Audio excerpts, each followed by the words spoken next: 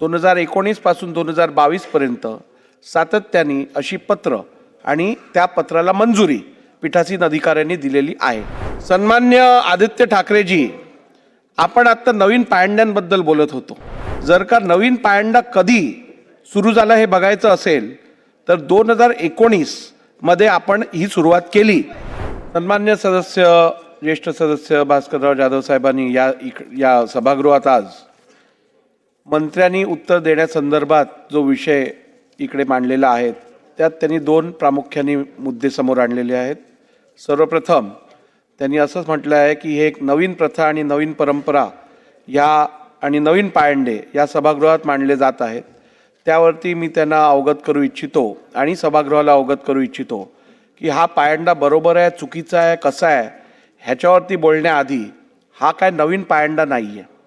2019 पासून 2022 पर्यंत सातत्याने अशी पत्र आणि त्या पत्राला मंजुरी पीठासीन अधिकाऱ्यांनी दिलेली आहे। नंबर 1, त्यामुळे आता त्याच्या आधी जर घडलं नसेल तर 2019 आणि 22 पासून हा नवीन पायंडा मांडला गेलेला।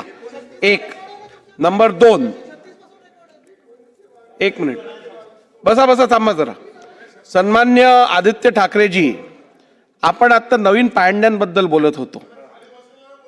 मी आपल्या एक मिनिट मी आपल्याला एवढंच सांगू इच्छितो, जर का नवीन पायंडा कधी सुरू झाला हे बघायचं असेल तर 2019 मध्ये आपण ही सुरुवात केली।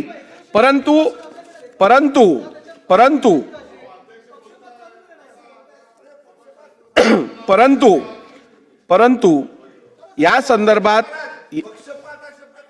ठीक आहे,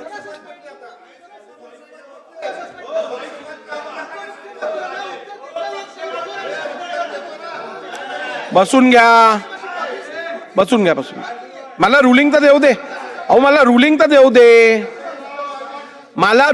दे भास्करराव, मला बोलू तर द्या तुम्ही।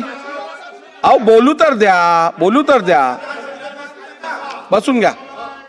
हे बघा, बसून घ्या। तर या संदर्भात कुठचाही नवीन पायंडा या सभागृहात आपण पाडत नाही आहोत। राहिला प्रश्न हे जे चाललंय ते नियमात आहे की नाही, तर त्या संदर्भात मी आपलं लक्ष हे भारताच्या संविधानातील अनुच्छेद 164(2) वरती आकर्षित इच्छितो। The Council of Ministers shall be collectively responsible to the Legislative Assembly of the state. आणि त्यामुळे या संदर्भातली कलेक्टिव्ह जबाबदारी असल्यामुळे तो संबंधित मंत्री किंवा इतर मंत्री किंवा स्वतः मुख्यमंत्री त्या उत्तरासाठी पूर्ण काउन्सिल जबाबदार असल्यामुळे कोणीही देऊ शकेल सभागृहाच्या मान्यतेने।